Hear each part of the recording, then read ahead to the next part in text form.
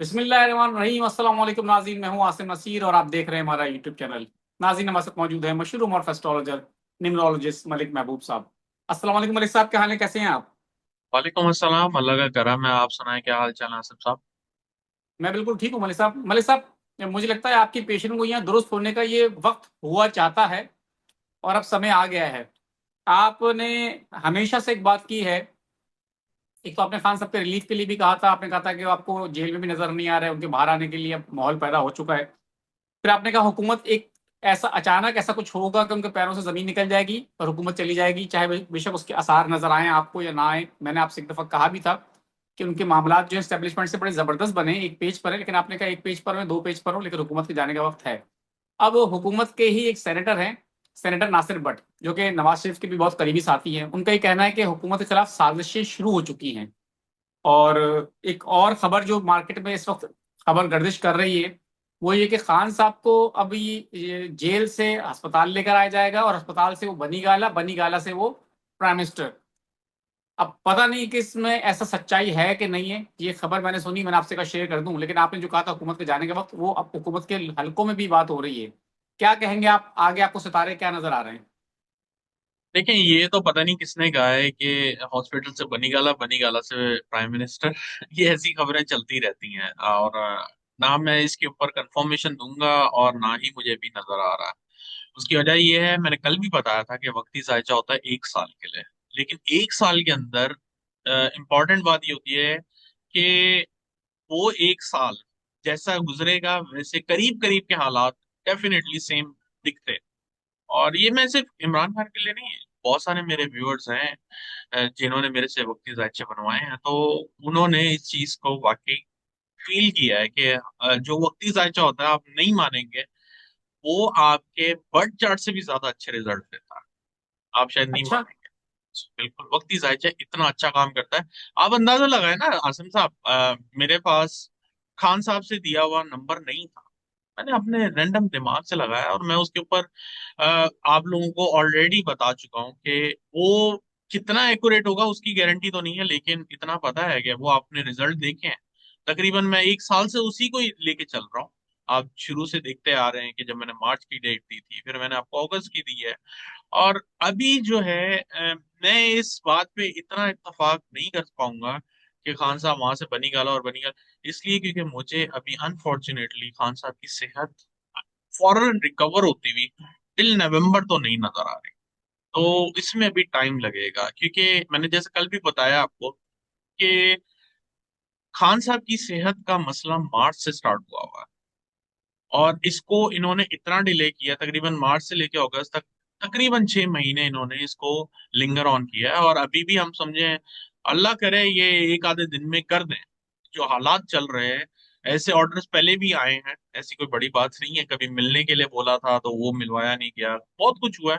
लेकिन फिलहाल अ, जब आपने मुझसे पीटीआई की भी बात की थी कि पीटीआई 27 सितंबर को करेगी, तो मैंने आपको हर वीलॉग में ये कहा है, ये बड़ी दूर की बातें हो रही है सर। एक्चुअल एक्चुअल जो प्लानिटरी पोजीशन और जो टाइम चल रहा है वो अभी चल रहा है, जो कि 30 अक्टूबर 30 अगस्त तक वैलिड है।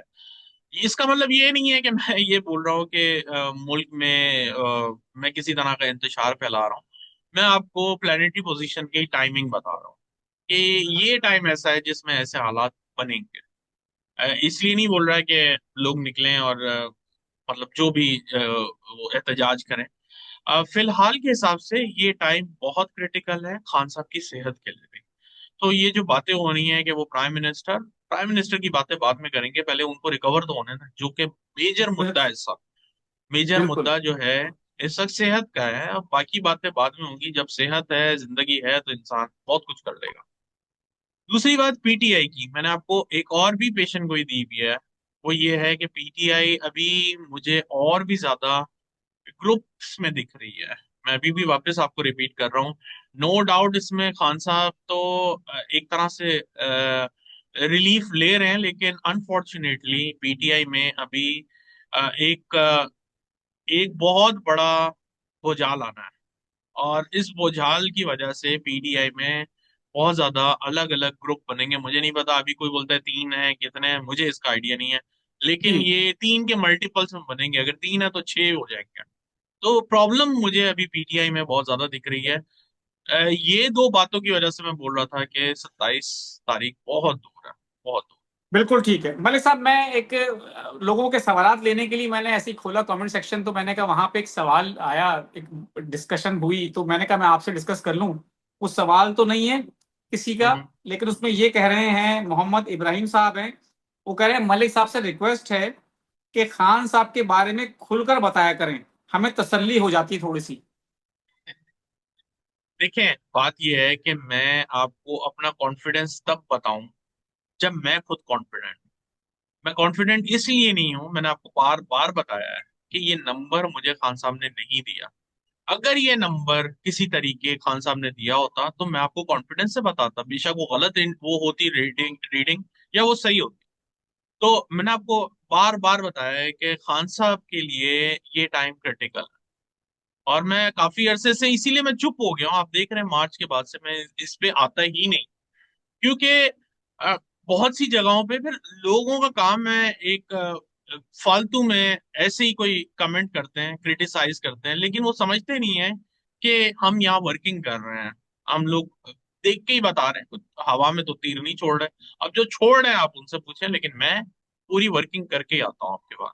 और मैं इस अगर बात खान की साहब, गवाही देता हूँ बिल्कुल। जी, और खान साहब की अगर मैं बात करूं तो जैसे बताया है कि टिल नवंबर खान साहब की सेहत के लिए बहुत मसले नजर आते हैं। और इसी वजह से मैंने शायद कल या परसों आपको बताया था कि अगर ये हॉस्पिटलाइज हुए तो इनकी सर्जरी होगी।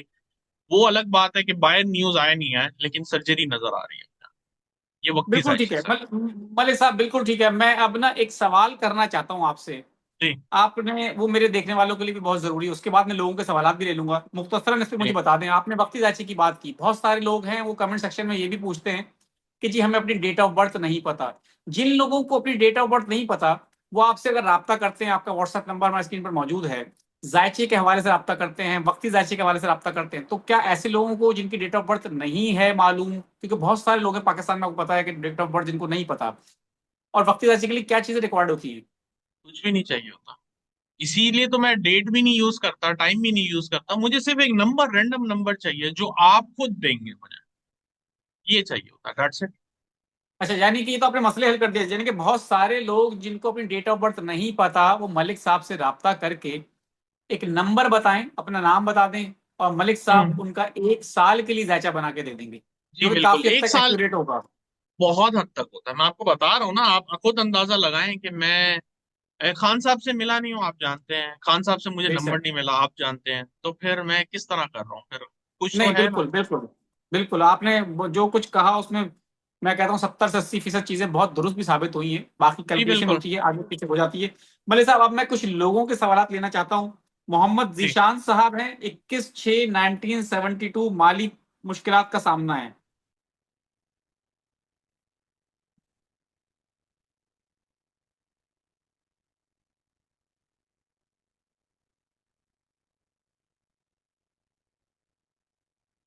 जून के बाद से देखें, आपके हालात स्लोली ग्रेजुअली बेहतर होंगे, लेकिन मेजर चेंजेस आपको लाइफ में अभी थोड़ी देर से मिलेंगे।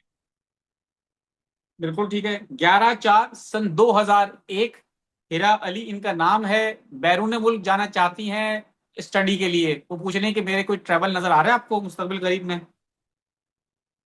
जी बिल्कुल नजर आ रहा है। अगर ये कोशिश करें तो मुझे लगता है कि इनके काफी चांसेस बनेंगे। अभी नहीं तो अगले साल के अप्रैल तक तो बहुत अच्छे चांस बनेंगे।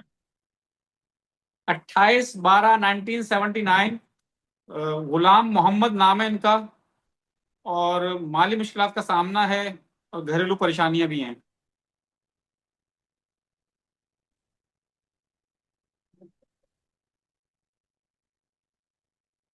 घरेलू परेशानियां और बढ़ती हुई नजर आ रही हैं। थोड़ा सा इम्प्रूवमेंट अगर मैं बोलूं तो वो आएगी 2028 के एंड में। मोहम्मद आकिल साहब हैं, 4/9/1992, पिछले 1 साल से बेरोजगार हैं, इस हवाले से काफी परेशान है वो, रिस्क के हवाले से।